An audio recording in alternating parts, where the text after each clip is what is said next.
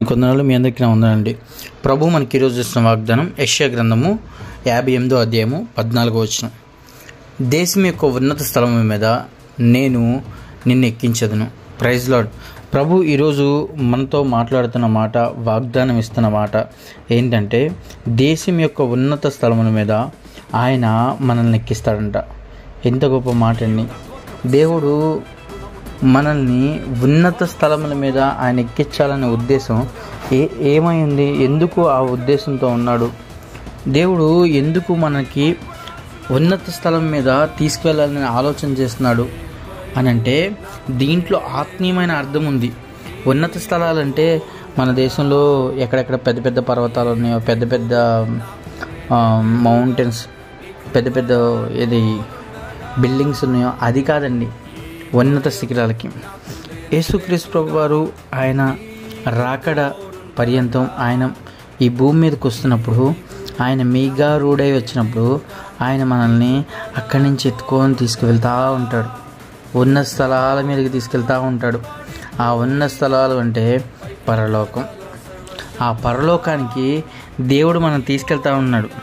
ఇక్కడ 14వ వచనంలో ఉంటుంది, నీవు యెహోవాయందు ఆనందించదవు, దేశం యొక్క ఉన్నత స్థలం మీద నిన్ను ఎక్కించదను. దేవుడు ఇక్కడ స్పష్టంగా చెప్తున్నాడు, దేవుని యందు మనం ఆనందిస్తామంట. దేవుని యందు ఆనందం ఎక్కడ దొరికిద్దని మనకి? ఆయన ప్లేస్కి వెళ్ళినప్పుడే దొరికిద్ది. ఈ భూలోకంలో ఉన్నప్పుడు ఎంతసేపు దొరికిద్దా? ఎంతసేపు బాడీ ప్రజెంట్, మైండ్ అబ్సెంట్ లాగా ఎప్పుడు ఏదో ఒక బాధతోనూ, ఏదో ఒక వేదంతోనూ, ఏదో దుఃఖంతోనూ, లేదంటే ఎవరన్నా ఏదన్నా అన్నారనో, లేదంటే ఎవరన్నా ఏదైనా చేశారనో, ఏదో ఒక దాని మీద దుఃఖంతోనూ, బాధతోనూ, వేదంతోనూ మనం ఉంటానే ఉంటాం. కానీ ఇక్కడ ప్రభువారు స్పష్టంగా, శ్రేష్టంగా మనతో చెప్తున్న మాట ఏంటంటే, దేశం యొక్క ఉన్నత స్థలముల మీద ఉంచుతాడంట.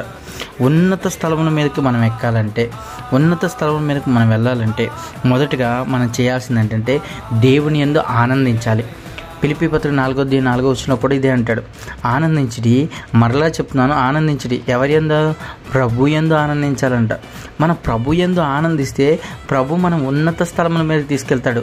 ఈ లోక ఆనందం కాదు, ఏదన్నా టీవీలో వచ్చే షోస్ వల్ల, ఏదైనా జోక్స్ వేసుకోవడం వల్ల, ఒకరిని కామెంట్ చేయడం వల్ల, నవ్వడం వల్ల ఈ ఆనందం కాదు. ప్రభునందు ఆనందించాలి. ప్రభునందు ఆనందించాలంటే ముందు ఆనందంగా ఉన్న ప్రభుని మనం చూడాలి కదా. ఆనందంగా ఉన్న ప్రభువుని మనం చూడాలంటే ముందు మనం ఎలా ఉండాలి? మనం కూడా ఆనందంగా ఉండాలి. ఏడుపు గొట్టు మొహం వేసుకొని దేవుడి దగ్గరికి వెళ్ళి వేడుతూ ఉండి ఎప్పుడు మన జీవితం అంతా ఏడుస్తా ఆయనకి చూపించామనుకో, దేవుడు ఇష్టపడండి. అందుకని వాక్యం కూడా చెప్తుంది ఏమని? చింతించుకుడి, మీ చింత యావత్తు నా మీద వేయండి. చింతించొద్దు అంటున్నాడు. మనం చింతించకూడదంట, బాధపడకూడదు, వేదన చెందకూడదు. మనము ఏడ్చేవాడితో ఏడవాలి, నవ్వే వాళ్ళతో నవ్వాలి, కానీ చింతించొద్దు అంటున్నాడు దేవుడు. బాధపడొద్దు అంటున్నాడు. దేనికి బాధపడొద్దు?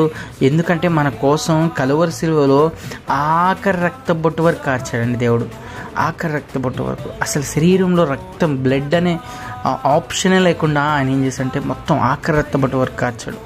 కాబట్టి ఆయన చిందించిన రక్తం వల్ల మన చింత కొట్టువేయబడింది. ఆయన చిందించిన ఒక త్యాగం వల్ల మన జీవితం త్యాగపూరితమైన జీవితంగా అయింది. ఇంత గొప్ప త్యాగాన్ని బట్టి ఆ దేవాదేవుణ్ణి మనం ఎలా గణపరచాలి, ఎలా ఆనందించాలి, ఆయన యందు ఎలా సంతోషించాలి? ఈరోజు మనతో మాట్లాడుతున్న మాట ఏంటంటే, మనం ఆనందించడం వల్ల ఆయన ఏం చేస్తాడు? ఉన్నత స్థలం మీదకి తీసుకెళ్తాడు, ఉన్నత స్థలం మీదకి ఎక్కిస్తాడు. ఈ ఉన్నత స్థలం మీదకి వెళ్ళాలన్నా, ఉన్నత స్థలం మీదకి ఎక్కించాలన్నా నువ్వు మొదటగా ఆయనలో ఆనందించడం నేర్చుకోవాలి. ఆయనలో ఆనందించడం అంటే వాక్యంతో ధ్యానం చేయడం. ఆయనలో ఆనందించడం అంటే ఆయనతో మాట్లాడడం. ఎప్పటికప్పుడు దేవునితో మన టెస్ట్ మనీని అటాచ్డ్గా ఉండాలి. ఎప్పటికప్పుడు మనం తగ్గించుకుంటూ ఆయన్ని హెచ్చించే వారికి మనం ఎప్పుడైతే ఉంటామో, దేవుడు ఖచ్చితంగా ఆయన ఏం చేస్తాడంటే మన జీవితంలో ఆశ్చర్యకార్యాలు చేస్తాడు. ఈరోజు మనం ఉన్నత స్థలముల మీదకి ఎక్కాలంటే మొదటగా మనం ఎలా ఉన్నాము మనం పరిశీలన చేసుకుందాం. ఆ స్థలాలకు వెళ్ళాలంటే మనకు తగిన ఎనర్జీ ఉందా, తగిన జ్ఞానం ఉందా, తగిన కృప ఉందా అనేది మనం ఎప్పుడైతే ఆలోచన చేస్తామో ఖచ్చితంగా దేవుడిచ్చే కృపని మనము పొందుకోవడమే కాకుండా ఉన్నత స్థలముల మీదకి మనం కూడా వెళ్దాం గాక. అటు కృప దేవుడు మనందరికీ దయచేయను గాక. ఆమేన్. ప్రేమగల తండ్రి, ఘనమైన దేవ, కృపామయ, దయగలిగిన రాజా, రక్షకానికి వందనాలు, స్తోత్రాలు దేవ. ఇప్పటి వరకు సజీవ లెక్కలో ఉంచి కాచి కాపాడి క్షేమాన్ని ఇచ్చి భద్రతనిచ్చి ప్రభా, నడిపించి పోషించిన విధానాన్ని బట్టి నీకు వందనాలు, స్తోత్రాలు దేవ. వెంటనే నమ్మదగిన దేవుడు ప్రభా, మేము నమ్మదగిన వారం కాదు ప్రభా, కానీ నీ ఉచితమైన ఉచితమైన కృపను బట్టి, నీ ఉచితమైన వాత్సల్యాన్ని బట్టి ఇప్పుడు వరకు ప్రభా మమ్మల్ని సజీవ లెక్కలో ఉంచావు దేవా. అయ్యా ఈరోజు ప్రభా ఉదయమున నీ కృపతో మమ్మల్ని నింపుదల చేయండి ప్రభా. నీ కృప కోసం కనిపెట్టేవారు ఉండడానికి సహాయం చేయండి ప్రభా. కృప లేనిది మేమేమవుతాం ప్రభా, నీకు వందనాలు స్తోత్రాలు. అట్టి రీతిగా మమ్మల్ని బలపరచండి. ఈ ఉదయమున నీ కృపని అయా ఈ వాగ్దానం మేము చేత పట్టుకుంటుగా ప్రభా మమ్మల్ని దేశం యొక్క ఉన్నత స్థలముల మీదకి నడిపించండి. ఏ అప్పని కాడిని, ఏ సమస్య అనే కాడిని వాటిని ఎదుర్కొనే శక్తిని, కృపని మాకు దయచేసినందుకు నీకు వందనాలు స్తోత్రాలు చెల్లిస్తూ అంత మహిమ ప్రభావాలు మీరు మాత్రం పొందుకునే యేసు పరిశుద్ధ నామమున వేడుకుంటున్నాను తండ్రి. ఆమేన్.